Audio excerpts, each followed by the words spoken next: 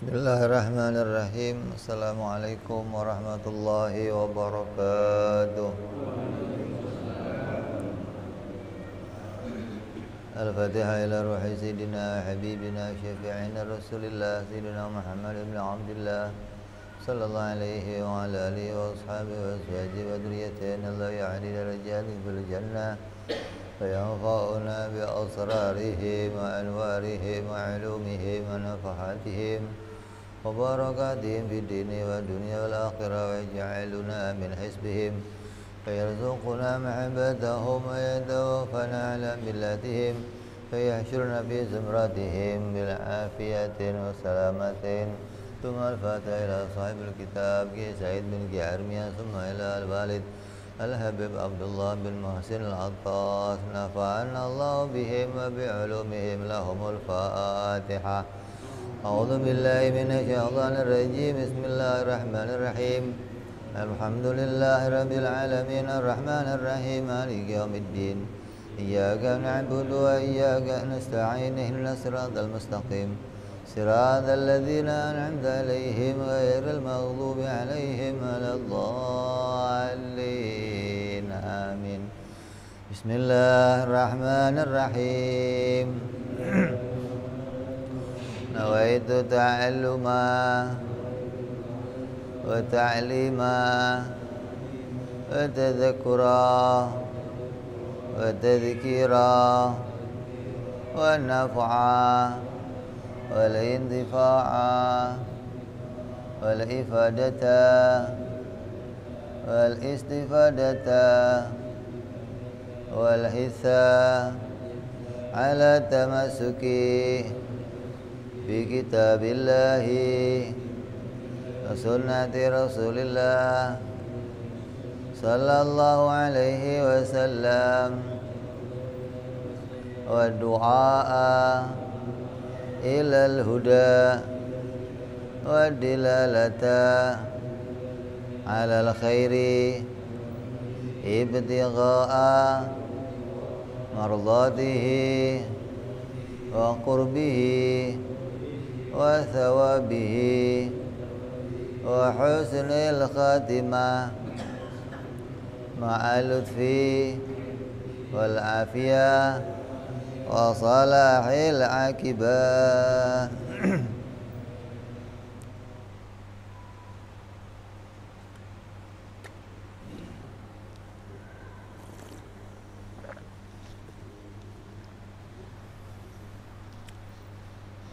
Bismillahirrahmanirrahim.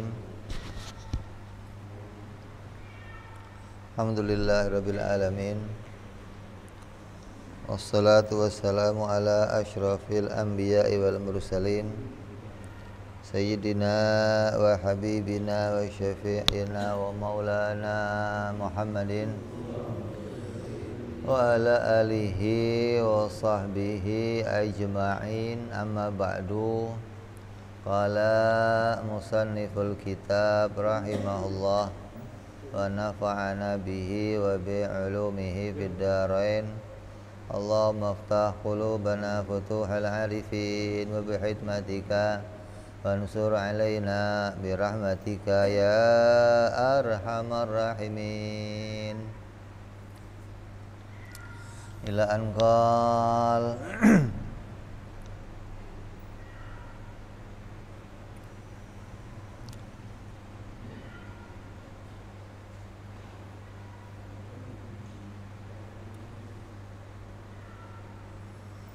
kemarin udah kita bahas tentang pengertian syahadat tauhid secara ringkas, yaitu syahadat tentang mengesahkan Allah Subhanahu wa ta'ala. Asyhadu an la ilaha illallah itu dimaknai dengan saya bersaksi dan saya meyakini dengan hati saya bahwa sesungguhnya tidak ada zat yang wajib disembah dengan hak itu hanya Allah. Jadi jangan diartikan tidak ada Tuhan kecuali Allah. Kan kalau diterjemahkan la ilaha illallah itu tidak ada Tuhan kecuali Allah. Nah, orang yang udah ngaji itu harus ngerti maknanya Tuhan. Pengertiannya Tuhan itu apa?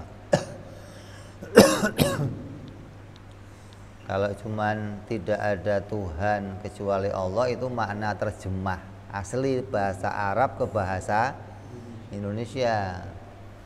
Dan yang ngomong begitu itu mestinya orang yang baru masuk Islam. Lah kamu baru masuk Islam enggak?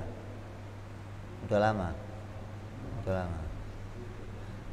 Kalau udah lama masa ngartiinnya masih tidak ada Tuhan kecuali Allah? Enggak begitu dong artinya. Tapi ngartiinnya harus dijelaskan pengertiannya Tuhan. Apa sih Tuhan itu? Tulis. Pengertian Tuhan itu apa gitu.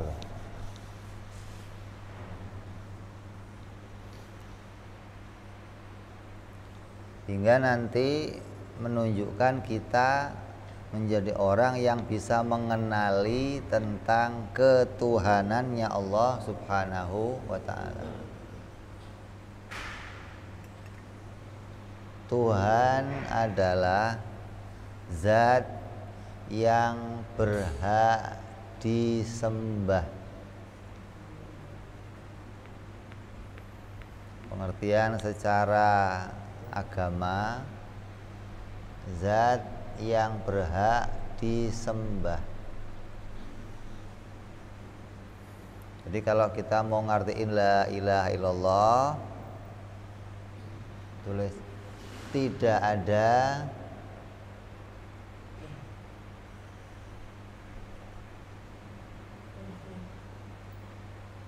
zat yang berhak disembah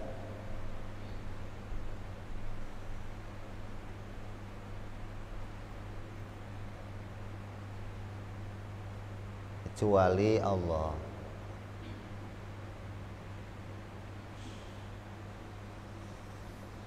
Itu berarti makna Tuhan udah kita berikan pengertian gitu loh. Kalau cuma tidak ada Tuhan kecuali Allah, berarti makna Tuhannya belum diberikan penjelasan.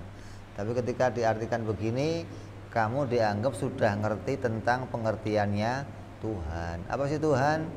Secara bahasa, Tuhan itu artinya zat yang berhak disembah gitu. Siapa aja tuh, mau orang Kristen, mau orang Hindu, mau orang Buddha, ketika dia mengatakan ini sesuatu yang saya sembah, maka dia akan menyebutnya ini Tuhan saya. Yang mengatakan patung itu Tuhan, berarti patung akan disembah. Yang mengatakan matahari Tuhan, berarti matahari akan disembah. Nah, kita mengatakan Allah itu Tuhan, berarti Allah itu yang kita sembah. Terus yang kita saksikan apa? Asyhadu, saya bersaksi tidak ada zat yang berhak disembah kecuali Allah. Saya bersaksi. Apa yang harus disaksikan? Yang disaksikan tentang Allah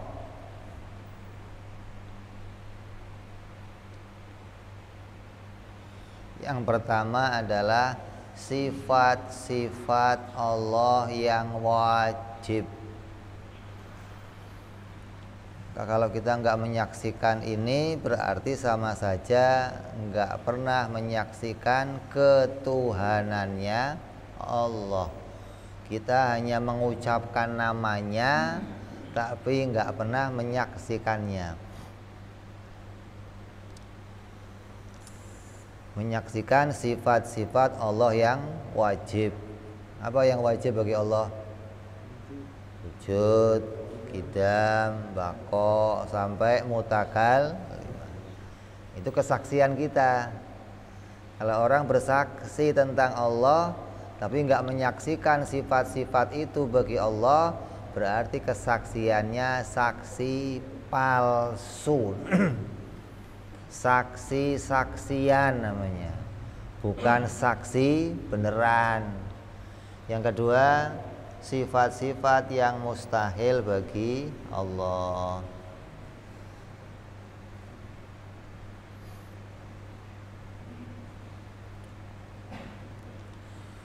Apa itu? Mustahil tiada, mustahil berawal, mustahil berakhir, mustahil ada samanya, sampai mustahil bisu. Itu sifat yang mustahil bagi Allah Subhanahu wa ta'ala. Yang ketiga, sifat yang jaiz.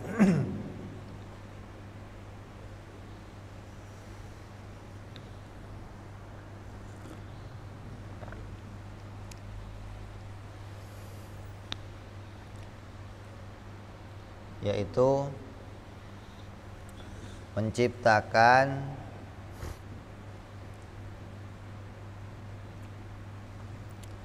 tujuh langit dan tujuh bumi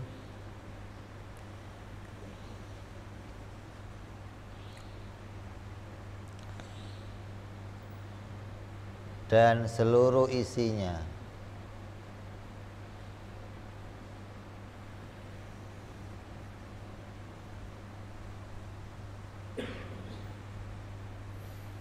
Allah yang menciptakan tujuh langit dan tujuh bumi dan seluruh isinya.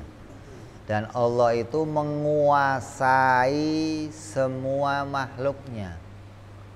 Maksudnya menguasai itu apa? Saya menguasai gelas ini, maka saya bisa berbuat apa saja pada gelas ini, gitu loh. Mau saya hancurin bisa, mau saya taruh bisa. Itu maknanya saya menguasainya. Allah menguasai tujuh langit, tujuh bumi dan seluruh isinya. Maknanya Allah bisa berbuat apa saja terhadap tujuh langit dan tujuh bumi sekalian isinya. Mau dihancurkan, mau diteruskan, mau dibinasakan, itu ada dalam kekuasaan Allah Subhanahu wa ta'ala. Kalau dikatakan dalam apa? Surat Yasin apa? Wa inna sya'nughrikhum fala sariha lahum walahum yunqadun illa rahmatan minna wa mata'an ilahin. Andai Allah mau menenggelamkan semuanya, maka Allah akan tenggelamkan. Tapi sampai sekarang kita masih diberikan Allah kehidupan. Itu tandanya apa? Allah merahmati kita semua. Allah memberikan kebaikan kepada kita semua. Ayat itu menceritakan tentang kapalnya Nabi Nuh. Ketika kapalnya berlayar, andai Allah berkehendak, karena kapal itu dalam kekuasaan Allah, ketika Allah tenggelamkan maka manusia habis semuanya. Udah nggak ada keturunannya lagi. Tapi Allah sayangi mereka, Allah rahmati mereka, Allah jalankan mereka. Maka kalau kita naik mobil nih, baca ayat itu. Ya Allah, wa inna sya'nughrikhum fala sariha lahum wa lahum yunqadun illa rahmatan minna wa mata'an ilahin. Harapannya apa? Diselamatin. Ya Allah, kalau Engkau mau, mobil bisa celaka, bisa hancur, bisa nabrak, bisa Mudah-mudahan saya dirahmati Allah sampai selamat sampai rumah. Kamu naik kapal, kamu naik motor. Hingga kita ingat bahwa kita itu senantiasa dalam naungan rahmatnya Allah Subhanahu wa ta'ala. Itu perkara jaiz namanya. Jadi orang yang asyhadu alla ilaha illallah itu bersaksi kalau Allah itu wajib ada sampai selesai. Allah itu mustahil tiada sampai selesai. Dan Allah yang menciptakan 7 langit dan 7 bumi sekalian isinya, itu baru kamu bersaksi dan kamu ngerti isi kesaksian kamu. Kalau enggak demikian berarti kamu saksinya ikut-ikutan. Saksinya saksi yang hanya asal mengucap tapi nggak ngerti isinya. Kalau kata orang mah namanya ngelindur. Tahu ngelindur? Ngelindur apa ngelindur itu? Ego itu gimana?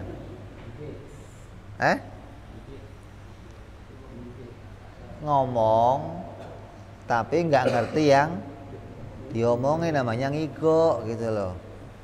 Orang kalau ngigo kan ngomong macam-macam tuh, tanya tadi ngomong apa?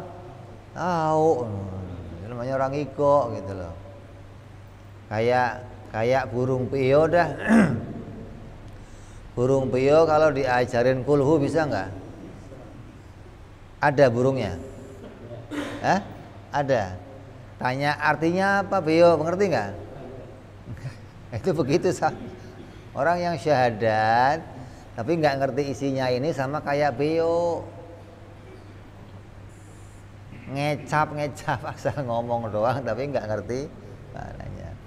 Itu syahadat yang pertama, namanya syahadat tauhid, yaitu bersaksi tentang keesaannya Allah Subhanahu wa ta'ala.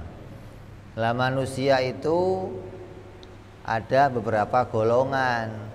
Ada manusia yang akalnya tidak bisa menyaksikan Allah. Akalnya nggak bisa nemu keberadaannya Allah. Maka orang yang demikian namanya orang apa? Ateis. Kurang kenceng ya? Iya.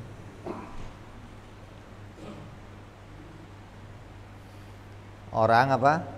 Ateis. Ateis itu orang yang punya akal tapi akalnya nggak bisa menemukan keberadaan Allah Subhanahu wa ta'ala. Berarti akalnya apa itu? Somplak. Akalnya soak. Akal yang begitu akal yang perlu dibenerin, perlu diservis tuh akalnya. Yang kedua, akalnya orang Islam yang nggak mau mikir. Nah, ini yang kedua nih. Islam, lahirnya Islam, bapaknya Islam, tapi nggak pernah mau mikir tentang ketuhanannya Allah. Padahal punya akal. Ini akal yang demikian bukan diservis, tapi dibangkitkan, dihidupkan biar akalnya mau mikir gitu. Nggak somplak, enggak akalnya, cuman nganggur gitu loh. Punya akal tapi nggak mau dipakai mikir. Lah akalnya bisa mikir nggak? Bisa, tapi nggak mau mikir Allah. Maunya mikir selain Allah. Kalau mikir Allah, yang dipikir apanya ya?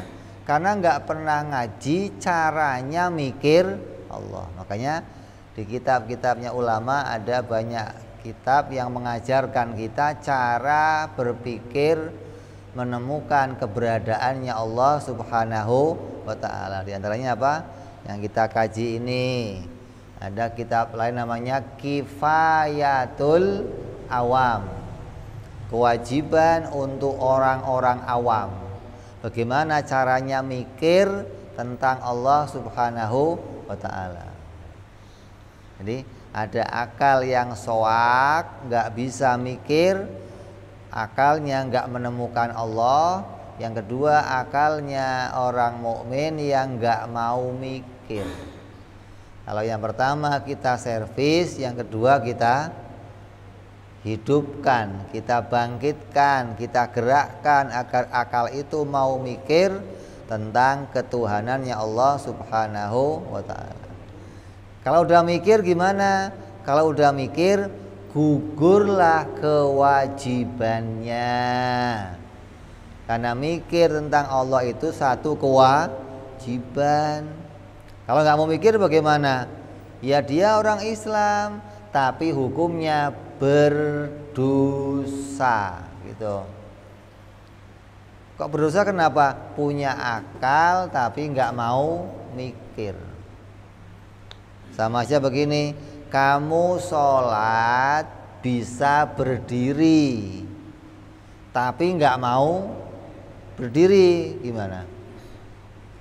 Hukumnya apa sholatnya? Hukum sholatnya apa? Hah? Coba nih Pak Kiai. Hah? Apa? Makruh. Emang berdiri dalam sholat hukumnya apa? Hah?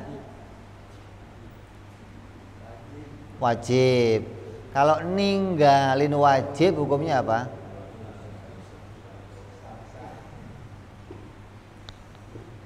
Ada orang sholat bisa berdiri tapi nggak mau berdiri, hukumnya nggak sah sholatnya. Kenapa?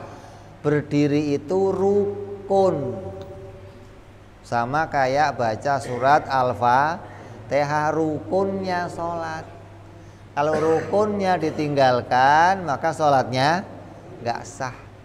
Makanya ada ulama yang ketat, ulama yang keras mengatakan orang yang nggak mau berpikir tentang Allah, imannya nggak sah.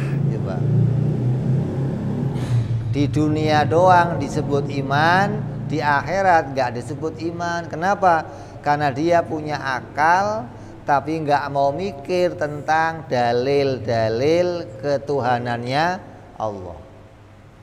Punya akal tapi nggak bisa bersaksi tentang apa yang menjadi hak-haknya Allah Subhanahu wa ta'ala. Jadi ulama ada beda-beda nih. Kalau kamu pakai yang nggak ketat, hukumnya apa? Dosa. Kalau pakai ulama yang ketat, hukumnya nggak sah imannya. Coba.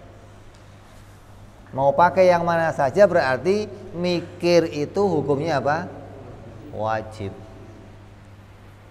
Jadi anak-anak kita yang muda-muda nih, yang baru balik 15 tahun, itu yang pertamanya harus diajarin mikir. Karena sejak usia mereka lah berpikir itu harus diajarkan. Lah kalau udah begini-begini udah hampir game. Udah tinggal dikit lagi nih mah. Cuman yang kita yang semangat alhamdulillah yang begini-begini. Yang muda-muda belum semangat. Harusnya kalau ada di sini kumpulannya Risma anak muda, nah, kasih tuh guru khusus ngajarin mereka bagaimana cara berpikir tentang Allah. Adakan pengajian khusus anak-anak muda. Kenapa? Akal mereka masih lincah, akal mereka masih baru berkembang nih. Karena waktu Nabi mengajarkan agama Islam pertama, yang pertama kali meluk Islam anak-anak muda semua. Sayyidina Ali masih muda, Ammar masih muda. Yang tua-tua saya Abu Bakar sedikit. Yang lainnya muda semua, 19 tahun, 18 tahun, 17 tahun. Itu yang meluk Islam pertama. Kenapa? Mudah diajak bicara akalnya, gitu loh.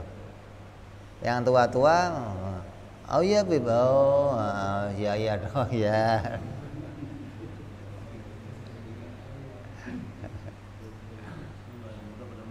Hah? Cuman kalau yang muda-muda kok pengajiannya habis subuh, ini yang repot maksudnya. Harusnya pengajiannya habis isya, habis asar gitu, yang mereka punya waktunya ya.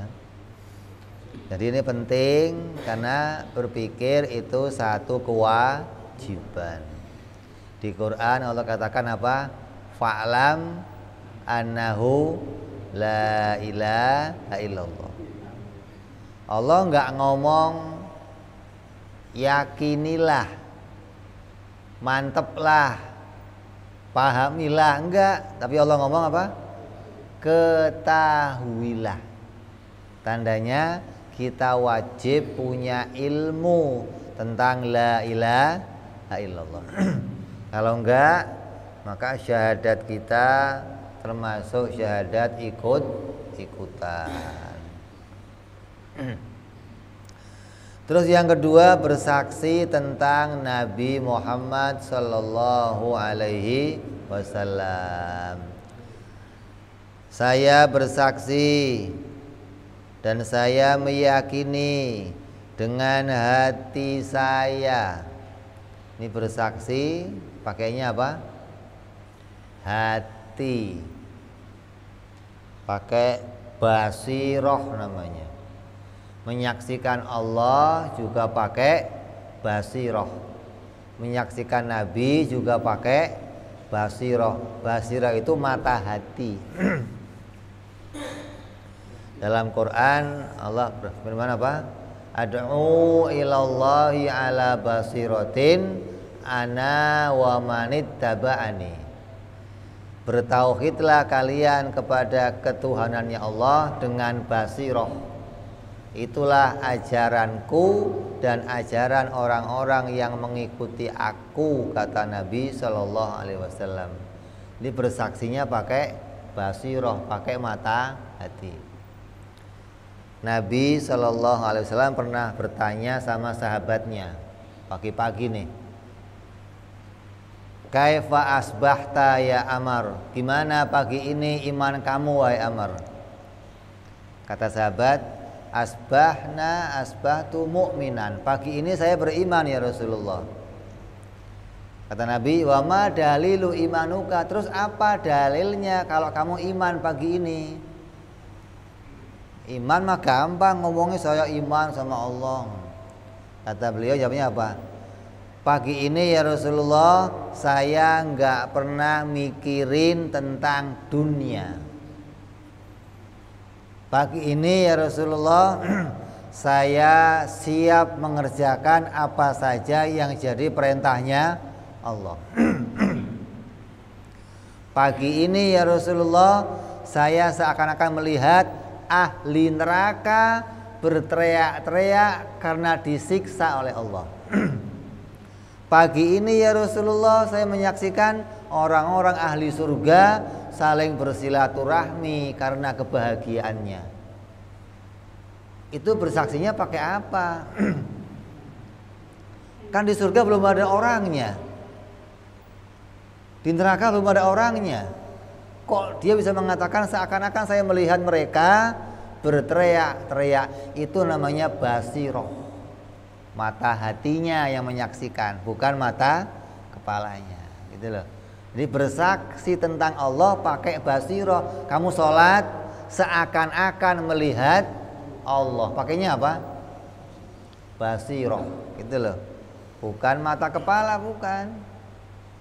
Maka bersaksi tentang Nabi juga pakai basiroh. Kita nggak melihat Nabi, tapi bersaksi Nabi Muhammad itu utusan Allah. Saya bersaksi Allah itu Tuhan. Ini kesaksiannya pakai basiroh namanya. Ilmunya dicari pakai akal. Ketika akal nemu, basirohnya terang, jadilah hidup. Kata Imam Ghazali, akal itu apa?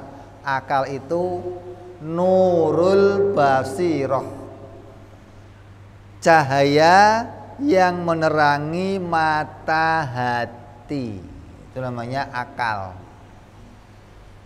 Kalau matahari, lampu, cahaya yang menerangi mata kita. Kalau lampunya mati gimana? Bisa lihat? Masa nggak bisa? Lihatnya apa? Lihatnya gelap. Ya, nggak bisa lihat yang. Begitupun kalau akal kita mati, akalnya nggak bergerak, mesti basirohnya juga gelap. Basirohnya nggak bisa nyaksiin apa-apa. Jadi akal kita adalah cahaya yang menerangi mata hati kita. Maka hidupkan akal dengan cara yang benar agar mata hati kita terang. Saya bersaksi bahwa Nabi Muhammad itu utusan Allah dan nabinya Allah. Apa yang kita saksikan? Garis itu. Garis, nah. Habis isinya.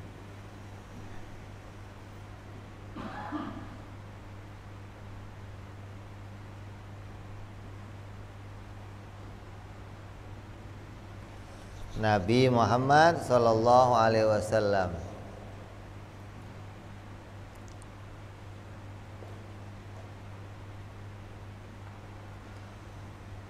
menyaksikan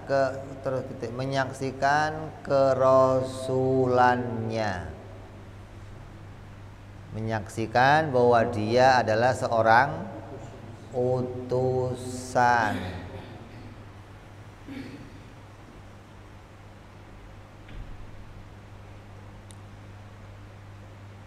Apa yang menunjukkan Nabi Muhammad seorang utusan?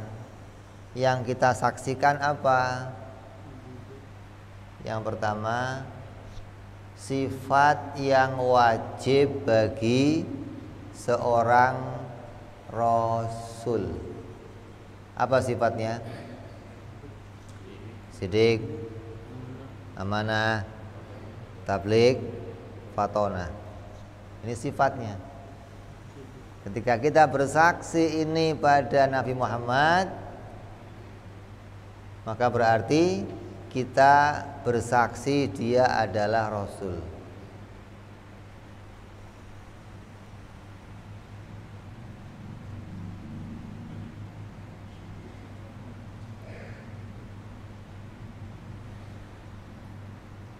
Terus kedua, bersaksi tentang yang mustahil bagi seorang Rasul.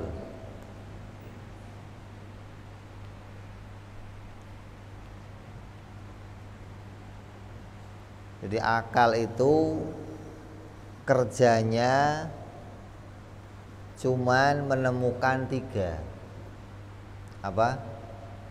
Wajib, mustahil, jaiz. Itu kerjanya akal sedunia. Yang ketiga, sifat yang jaiz. Itu akalnya orang sedunia.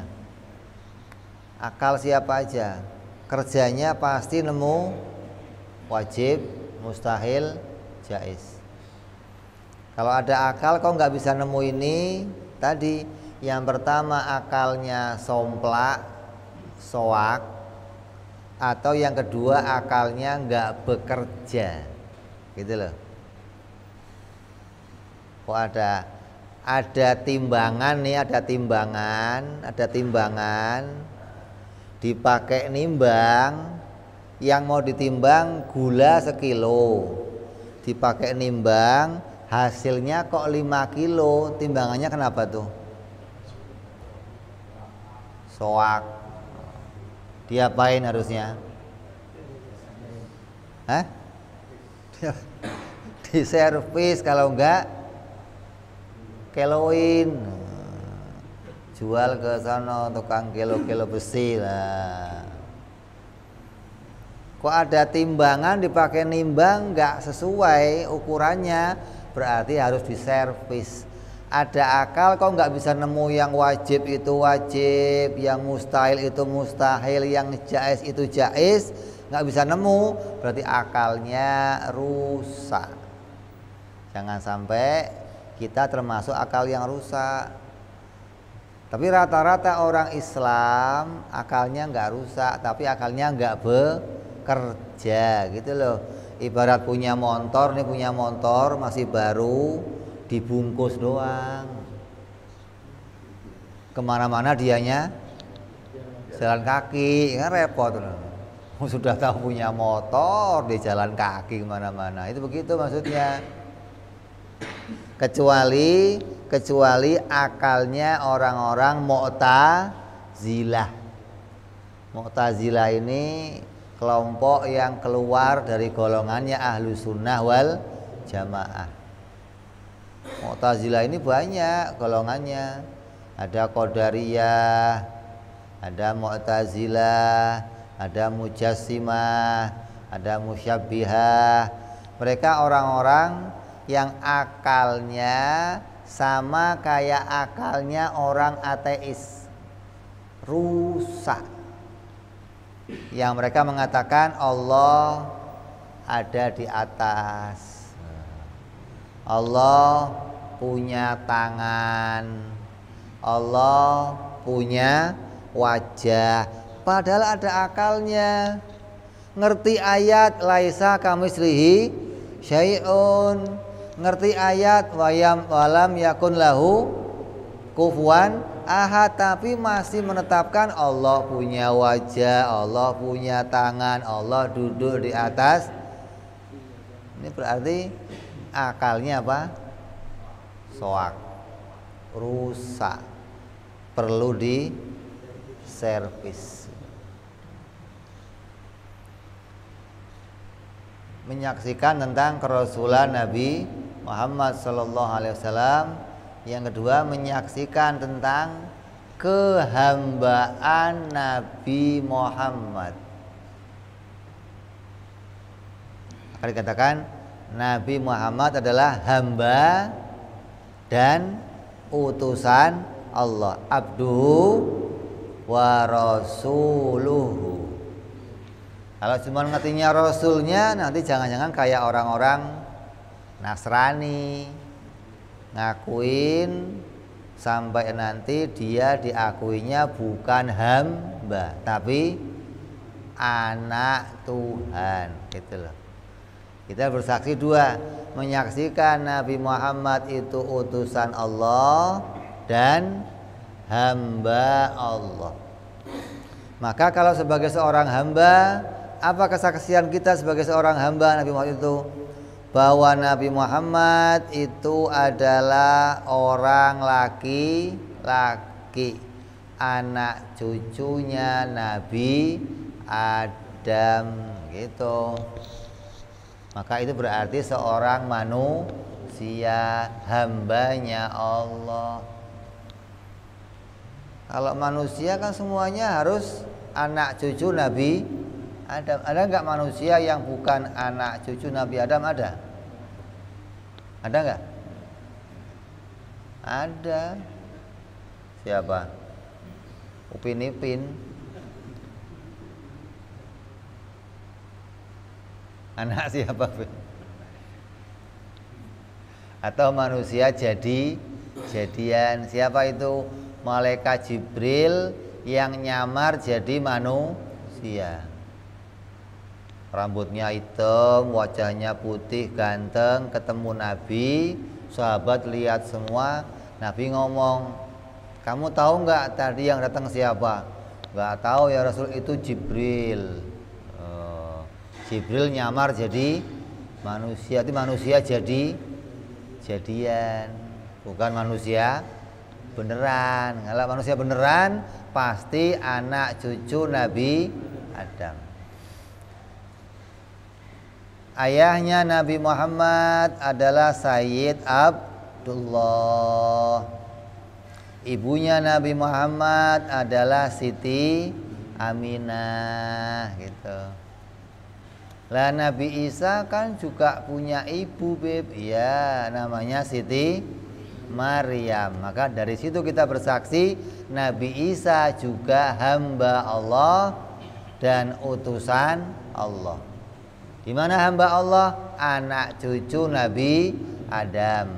Ibunya namanya Siti Maryam, sampai ke atas, sampai ke Imron, sampai terus ke Nabi Adam alaihi salam. Makanya kalau Nabi Isa itu dianggap Tuhan, itu aneh. Kenapa aneh? Yang namanya Tuhan itu harus disembah kan? Tuhan itu harus tempat kita berbakti, mengabdi, ya kan? Lah kalau Tuhannya dilahirkan manusia, punya ibu, berarti dia harus hormat sama gimana terus? Harusnya kan ibunya hormat sama dianya hormat sama gimana? Kan aneh. Jadi statusnya Nabi Isa nggak bisa sebagai Tuhan. Kenapa? Karena dia harus hormat sama ibunya gitu loh. Maka semua nabi itu hormat kepada ibunya. Nabi Muhammad hormat kepada ibunya, Nabi Isa hormat kepada ibunya. Kenapa? Sebagai seorang nabi nggak terhalang hormat kepada seorang ibu. Kalau Tuhan, masa Tuhan hormat sama hambanya gimana? Tuhan patuh sama hambanya, kan nggak bisa. Nah, kalau Nabi bisa patuh kepada ibunya. Kenapa? Karena seorang ibu harus dihormati. Jadi semua nabi-nabinya Allah itu pasti punya ayah dan ibu. Makanya mereka menganggap kan Nabi Isa nggak punya ayah. Oh, jadi anaknya Tuhan karena ayahnya nggak ada. Kalau mau dianggap anak Tuhan, jangan Nabi Isa, Nabi Adam sekalian. Nggak ayah, nggak ibu, itu baru. Kalau masih punya ibu, masa dianggap Tuhan gimana? Kakeknya Nabi Muhammad namanya Sayyid Abdullah. Di atas kakek apa? Bahasa Indonesianya apa? Buyut Jawa. Hah? Kalau Betawi apa Betawi? Kakek. Habis kakek apa ngundangnya kita? Bapaknya kakek kita ngundangnya apa? Itu mah bawahnya. Kalau bapaknya kakek kita ngundangnya apa? Uyut. Moyang. Oh, iya. Itu nenek moyang namanya. Bahasa Indonesia nggak ada. Bahasa Arab juga nggak ada. Yang ada bahasa Jawa. Oh, Jawa komplit sampai 7 ada tuh namanya. Ada buyut, ada cangga, udah kudek siwur, ada Katon komplit dah. Kalau Jawa mah lengkap tuh. Kalau bahasa Arab apa? Abal jad, bapaknya kakek. Sama kayak bahasa Indonesia, bapaknya kakek. Atasnya lagi kakeknya kakek.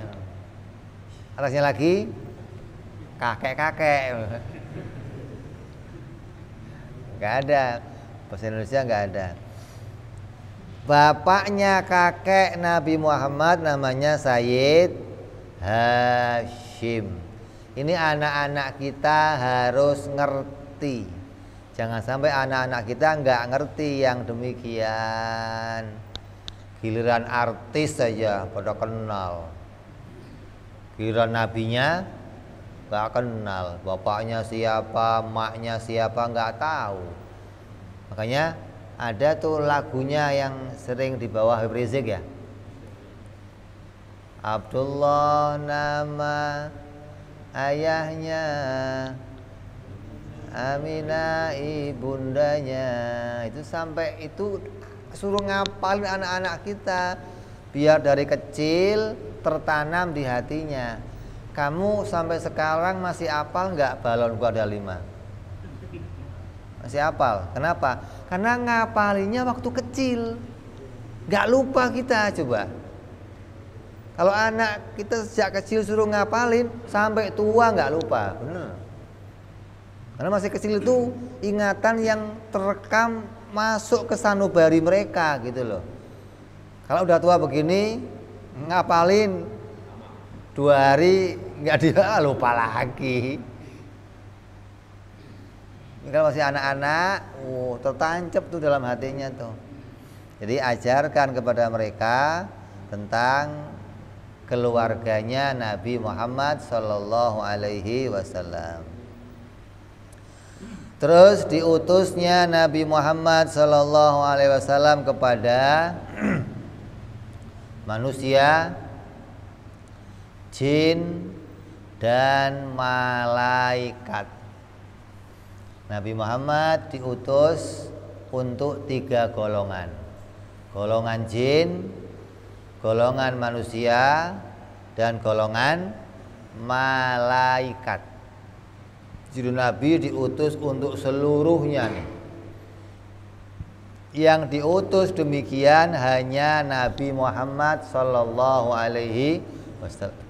Yang lainnya diutus hanya untuk golongan-golongan tertentu, tidak untuk seluruh manusia dan jin, enggak. Hanya Nabi Muhammad Sallallahu Alaihi Wasallam yang diutus menyeluruh manusia dan jin. Tapi diutusnya dengan cara yang beda. Kalau kepada manusia dan jin namanya taklif. Nabi diutus pada manusia dan jin itu membawa beban perintah. Kita kedatangan Nabi mendapatkan apa? Perintah untuk mengerjakan sesuatu. Salat, puasa, haji, zakat, iman pada Allah, pada Nabi, pada kitab suci, itu namanya taklif atau beban perintah. Kalau datangnya Nabi kepada malaikat, litasyrif, untuk dimuliakan. Nabi ketika mendatangi para malaikat bukan ngasih perintah, tapi agar malaikat sungkem sama mereka. Seperti Nabi Adam yang disujudi oleh para malaikat, gitu loh. Diperintah oleh Allah malaikat sujud sama Nabi Adam. Artinya apa? Malaikat diperintah memuliakan Nabi Adam. Bahkan para jin diperintah memuliakan Nabi Adam. Tapi iblis enggak mau. Malaikat diperintah, mereka nurut. Kenapa? Karena malaikat hamba yang patuh kepada Allah. Jadi beda nih. Kalau datangnya Nabi kepada manusia dan jin bawa perintah. Kalau datangnya Nabi kepada malaikat agar dihormati.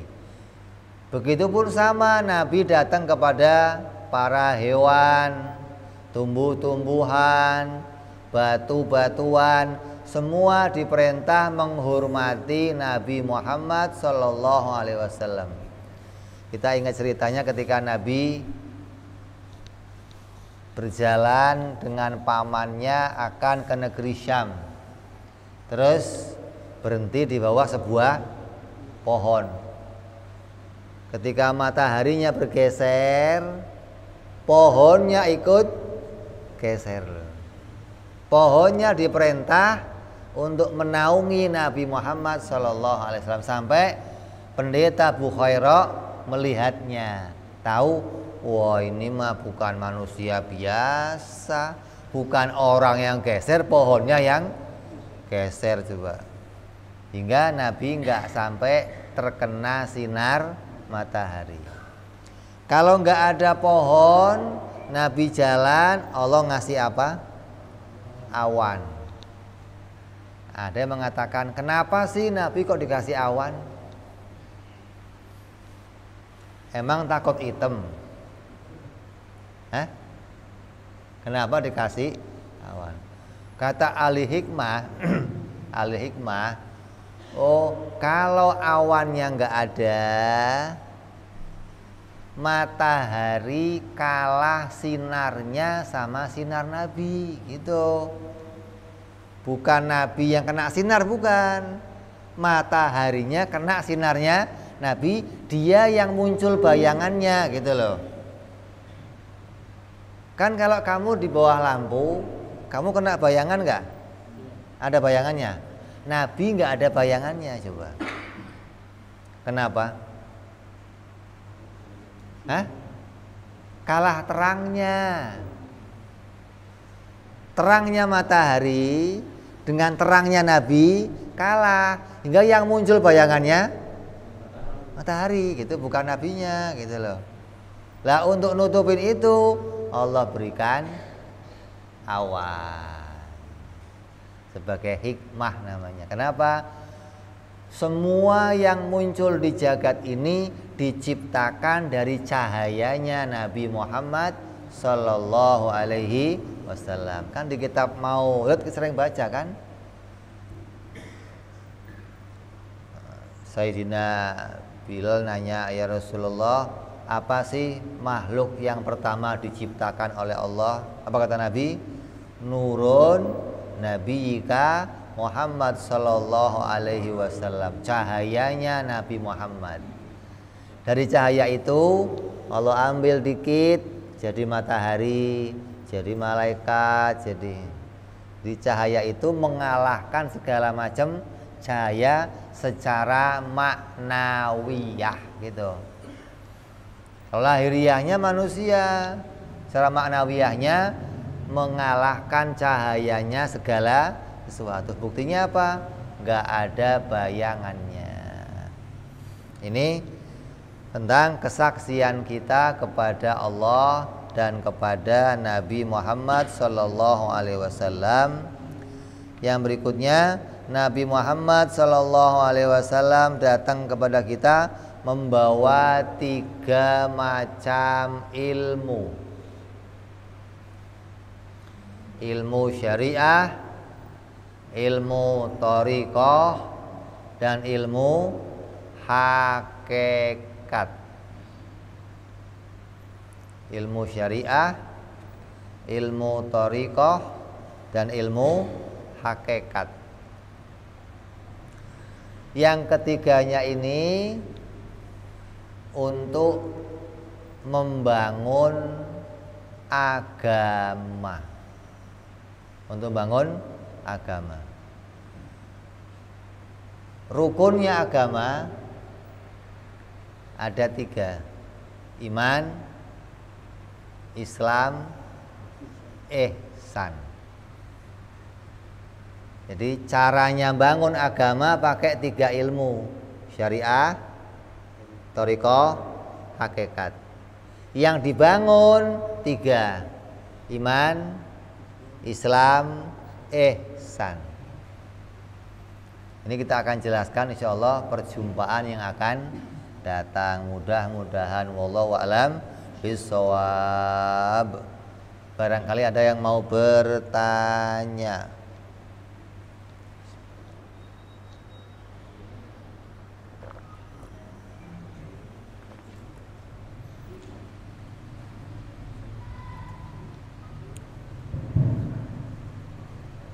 Baik para jemaah yang dirahmati Allah Subhanahu wa taala, kita sama-sama telah mendengarkan kajian ilmu tauhid pada pagi hari ini.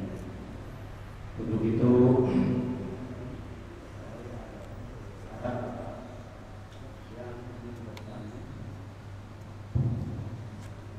Sekali lagi